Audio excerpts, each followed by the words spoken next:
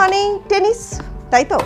কিন্তু যদি বলি এবার উইম্বলডনে সবচেয়ে বেশি চর্চায় নোভাক জোকোভিচ বা কার্লোস আলকারাজ নন, বরং ভারতীয় কুলফি। হ্যাঁ, ঠিকই শুনছেন। প্রায় 150 বছরের ঐতিহ্য ভেঙে নয়, বরং সেই ঐতিহ্যের সঙ্গেই হাত মিলিয়েছে ভারতীয় কুলফি। উইম্বলডনের বিখ্যাত স্ট্রবেরিজ অ্যান্ড ক্রিম এখন পাওয়া যাচ্ছে স্ট্রবেরিজ অ্যান্ড ক্রিম কুলফি হিসেবেও। কিন্তু প্রশ্ন হচ্ছে যে হঠাৎ উইম্বলডনে ভারতীয় কুলফি এলো কেন? এই নিয়েই এই সপ্তাহের বিস্ময়ের সময় পর্ব নম্বর 83।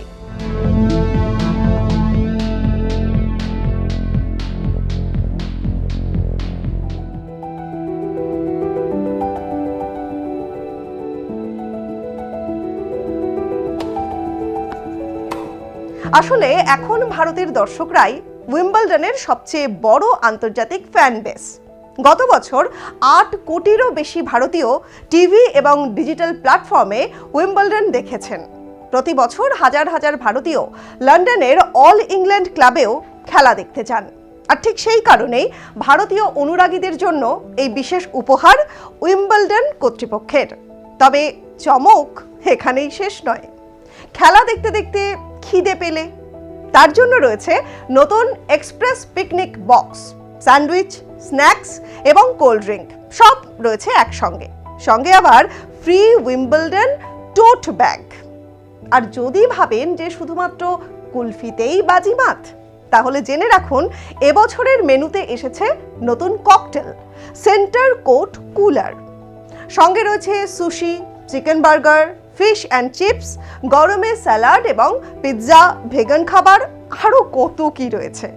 তবে উইম্বলডনের আসল নায়ক এখনও সেই স্ট্রবেরিজ অ্যান্ড ক্রিম।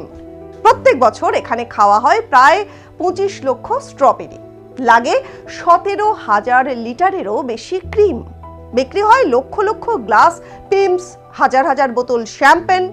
কিন্তু জানেন কি যে এই স্ট্রবেরি ক্রিমের গল্পটা শুরু হয়েছিল 1877 সালে। সেই সময় ব্রিটেনে ছিল স্ট্রবেরির মৌসুম, আর টাটকা স্ট্রবেরির সঙ্গে ক্রিম খাওয়া ছিল অভিজাতদের একটি ফ্যাশন। তারপর থেকেই এই স্বাদই হয়ে উঠেছে উইম্বলডনের অন্যতম পরিচয়। একদিকে কোর্টে বিশ্বের সেরা টেনিস তারকারা, আর ঠিক অন্যদিকে গ্যালারিতে স্ট্রবেরি ক্রিম, ভারতীয় কুলফি আর পিমস। খেলা আর খাবারের এমন যুগলবন্দি সত্যি অনবদ্য। এমনই আরও বিস্ময়কর গল্প জানতে চোখ রাখুন এই সময় লাইভের ইউটিউব চ্যানেল এবং ফেসবুক পেজে।